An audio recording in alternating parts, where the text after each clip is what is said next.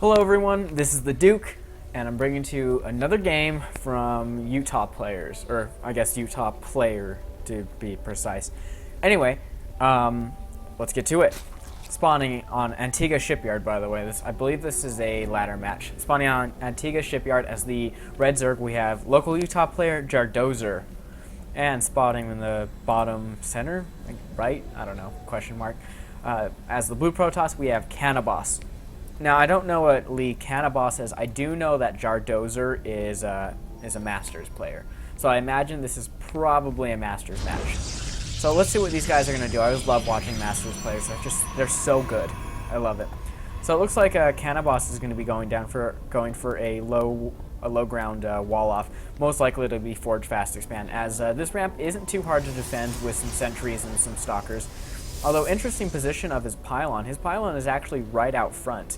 Most players will elect to put their pylon right here or right here, and then they're forged accordingly. But regardless, he's the master player. I'm not, so I don't know what he's doing. Now, as this is a ladder map of the ladder edition of this map, it doesn't force cross spawn. It could be close by ground, which these guys are. And looks like Jardozer is not drone scouting. He's mostly going for an Overlord scout, which he'll get there eventually. And it looks like CanNaBOSS is going to be scouting once again the wrong base. Although this should tell him that Jardozer is coming from the bottom and not from this side. So it looks like he is going to be moving out towards that base. And there's the forge. So it looks like the pylon's going to be part of the wall off. Kind of risky, because if that pylon loses power, that's pretty much your cannon, your forge, and most likely your gateway too. It looks like Jardozer went for a 14 pool gasless opening, which means we're probably going to see 14 pool hatch. Most likely, well, more like 16 pool hatch at this point in time. Overlord is coming out. And in fact, this just could be a gasless opening, but usually when you see this, yeah, I think it's going to go for the hatch. Now it looks like CanNaBOSS is going to go for the block. He's going to drop a pylon, or at least wait here until he knows that something's coming out. So he is patrolling rather than dropping the pylon. CanNaBOSS has already dropped his Nexus, and it's approximately 25 seconds. And there's the cannon. The cannon's going right behind the pylon there. There's the gateway, and so I believe with this base, all he just needs is maybe another pylon, or even another cannon should he choose to. So it looks like he was able to scare off the probe, or kill it, I suppose, and drop his hatchery. Now, still no gas, so these speedlings are going to be slow. Well, I guess they're just regular zerglings for right now, or slowlings, whichever you prefer, as he has not started mining gas yet. Meanwhile, Jardozer is frantically trying to finish this wall off. This cannon is going to scare off the lings, and it looks like he is going to be able to get one of the lings. He'll need more lings and also speedlings to make it through this wall for right now. So it looks like CanNaBOSS is safe for now. Now he's doing a double assimilator. Usually when you see this, it's one of two things. Dark Templars, or it could be a fast Colossus. Which, based on the fact that he hasn't put down another gateway yet, I imagine it's going to be fast Colossus, which against Zerg is extremely effective, because really until you get mutas, Colossus are just devastating to really every ground unit. So in response to this, which Jardozer doesn't know about, he doesn't have an Overlord in his base or anything like that. So for right now, he's completely in the dark. He doesn't know that there's a Forge Fast Expand. So in response to that, he has dropped another hatch. So his third hatch is going to be finishing quite soon.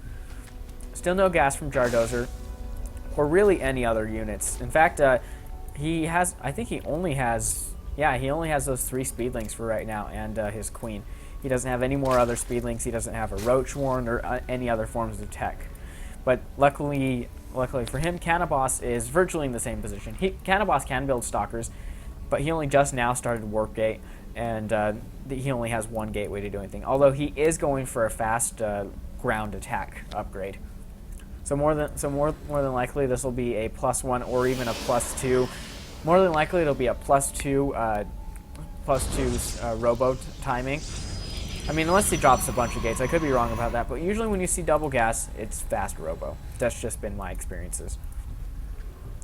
So it looks like for now, Jardozer, he has started double gas in his main, and he is dropping an Evo chamber. And I think, yeah, there's a roach warren coming out too. So he'll at least begin to be able to produce roaches. And there's the robotics facility going down on the low ground, as well as the third gas for CanNaBOSS. Now, good Overlord spread here. He is keeping tabs on any potential sneaky third bases, although Jardozer should move an Overlord into this position, or really at this point in time, I think this is about the point in time in the game where it's actually okay to sack an Overlord to gain scouting information. Which, if he sacks an Overlord into the main, he's not really going to gain anything, although there are no units in the main to really protect against an Overlord coming in. So it looks like CanNaBOSS is going to be pushing out with this Zealot. And unfortunately, one queen is not powerful enough to take on 2 zealots. So he's going to have to micro this queen a little bit. And if he's not careful, he's going to lose it, although lings are going in right now. And CanNaBOSS does know about this third base, which is actually about right for this amount of time, for this timing.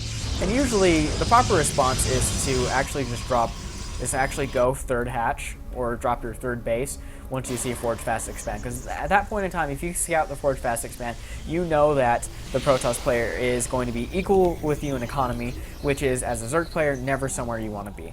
So I think Jardozer made the appropriate decision by taking his third right here. Speed is finishing up for him. It's about 75% done. And he does have a couple of roaches. So it looks like he is going to be pushing out, although these roaches don't have the speed upgrade. But at this point in time, CanNaBOSS really doesn't have an army. He has these sentries, and he has an immortal, which one force field will keep the lings out. And if he's not careful and pushes too far up the ramp, that force field could keep the roaches in, and the roaches could very easily be killed off by the immortals. So Jardozer doesn't know about this immortal yet. He does know that this cannon is still here. I guess the cannon didn't really go anywhere. It didn't like pack up its bags and leave or anything like that. So he's going to be pushing in. He sees a bunch of sentries. There are actually 5 sentries here, and each sentry that warps in has enough energy to just barely missing that pylon. It's like he's not going to be able to get it. That pylon survives with 1 health, and unfortunately, at this point in time, there are 5 sentries and 2 immortals, and which is really good enough to take on all these roaches. And he's warping in stalkers too. So for at least now, he is going to be able to hold off this push. Now, for CanNaBOSS, we don't see any other forms of tech. He does have 4 more gateways to warp in unit should he need to. And it looks like Jardozer is going to lose all these roaches. Fortunately, he does have more roaches, and roaches are dirt cheap to build. Now, CanNaBOSS is finishing up +1 armor, so he is actually ahead in upgrades. Jardozer doesn't have any upgrades, although +1 melee is about to finish, and roach speed as well as burrow are finishing up for him. So it looks like CanNaBOSS is going to take his third, which he can because he does have enough force fields. Never mind, he actually has 1 more force field, and a bit of a bad position for him to be in. He managed to force field in all of his units so that Jardozer could poke in here and potentially deny the Nexus. It's going to be super close.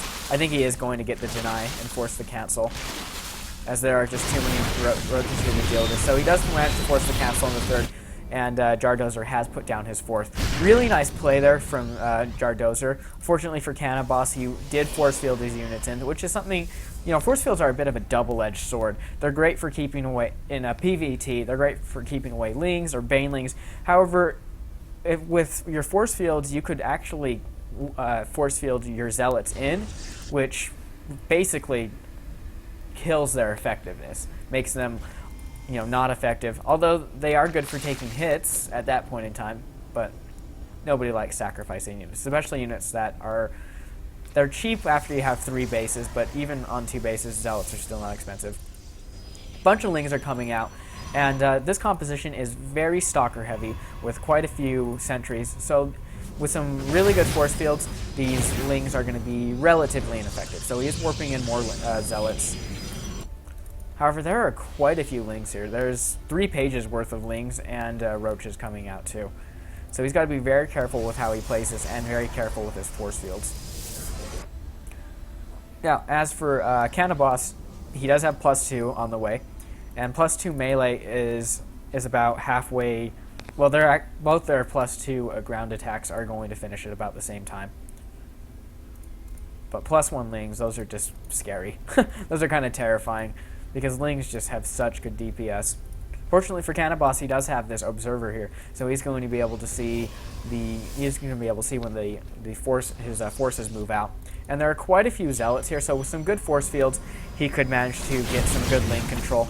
Although he's got to be careful not to lose too many zealots, as these zealots are incredibly important. So looks like Jardozer is trying to get around. He does get a couple lings in, however, there are just too many stalkers here.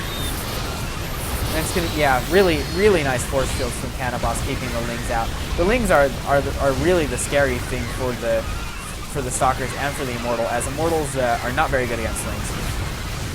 It looks like for now he is going to be able to hold this, although he did lose quite a few stalkers in that, as well as a couple sentries and quite a few zealots. So I think that was a rather cost-effective push for Jardozer, as Jardozer is on 4 bases now. CanNaBOSS is sitting comfortably on 3 bases. Jardozer does have a slight economic lead, though.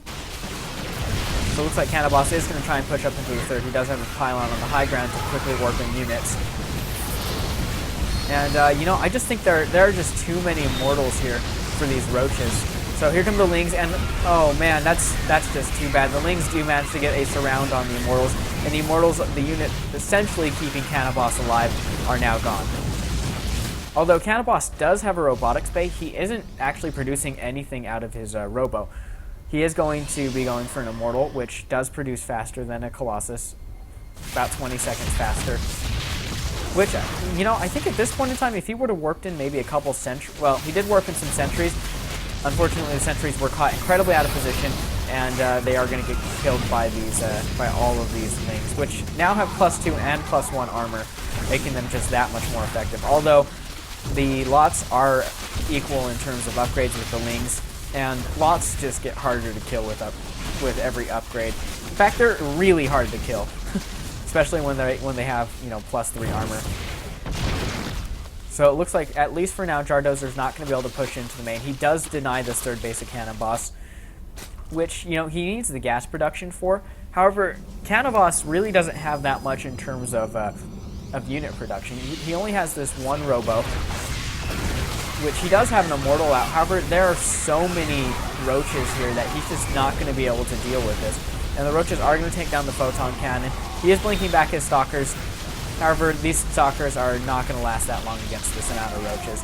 And it looks like the immortal's going to come out, the Colossus is going to come out, but in a really inconvenient... Oh, wow, I take that back. He did manage to save his Colossus, although it was awfully close. I definitely thought that Colossus was going to get taken down. And it looks like he's going to be able to save his Colossus. However, a stream of roaches is coming out of Jardozer right now, and it looks like that's the end of the game. I was going to say that's the GG, but there obviously was no GG. So thanks to Jardozer for sending me this replay. If you see him in the chat and you're a Utah player, you know, tell him grats for defeating CanNaBOSS. And I'll bring you more games next time. So thanks for watching, guys. Leave a comment, a like or a dislike, or whatever you want to leave in the comments. And subscribe to my channel and stay tuned for more videos. Thanks.